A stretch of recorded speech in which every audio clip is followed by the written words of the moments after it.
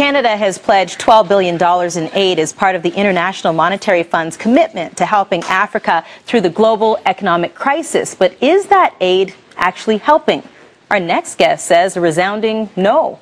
Dambisa Moyo is the author of Dead Aid, Why Aid is Not Working, and How There is a Better Way for Africa. And it's so good to have you with us this morning. Thank you. You're creating a lot of flack. I don't know why.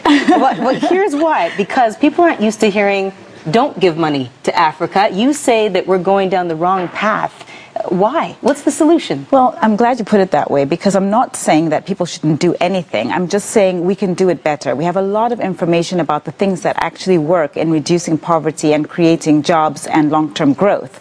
But giving money without any conditions, or basically giving money with no restrictions, just doesn't work anywhere. Ultimately, we're trying to grow these economies, and what has tended to happen with the aid model is that it's led to corruption, and it also allows governments to abdicate their responsibility of providing public goods such as education and healthcare and infrastructure and security. So clarify for me, is it the aid itself, or is it the way the aid is distributed? Well, I mean, I'm less sanguine about implementation issues, because frankly, we've had many different approaches to giving aid. We've given aid for infrastructure, we've given aid towards poverty, we've given aid for democracy, we've given aid for structural adjustment. So we've tried many different iterations of how to give aid, but fundamentally the story is the same, that we're not creating growth. Africa, in terms of poverty, is worse than it was 40 years ago. So there are more people who are living in less than below $1 a day than say 30, 40 years ago. And in terms of growth, Africa continues to sort of diverge from the rest of the world. So fundamentally, we're not getting it right.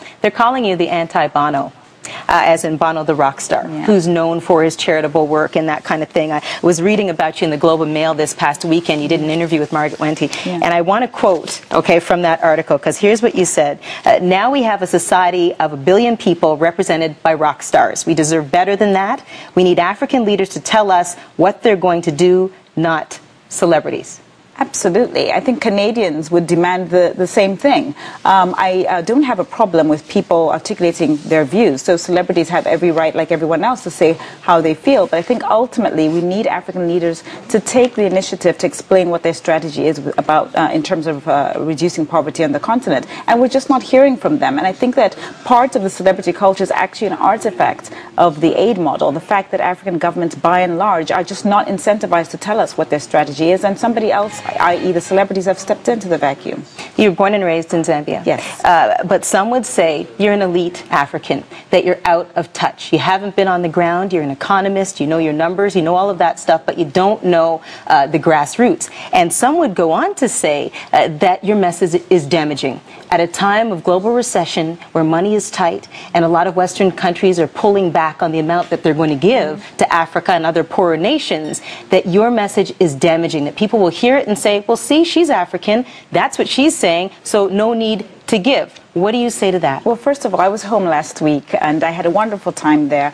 As part of my tour, I was able to sneak in some time to go home, and I'm definitely not out of touch. It's a reality that you cannot delink. My family lives in Africa. I'm there once every quarter. And I think it's really important for people to understand I'm not saying do nothing. I'm saying help create jobs for Africans on the ground. Help them trade, help them build entrepreneurial culture, and do exactly what has built Canada and made it such a successful country. That's all I'm saying. And essentially, we know what works. We cannot continue to push a society that should be dependent on aid. It has not worked in terms of the long-term strategy of reducing poverty. So good to have you here. Thank you so much. Thank you. Congratulations on the book. Thanks Quite so provocative. much. Thank you.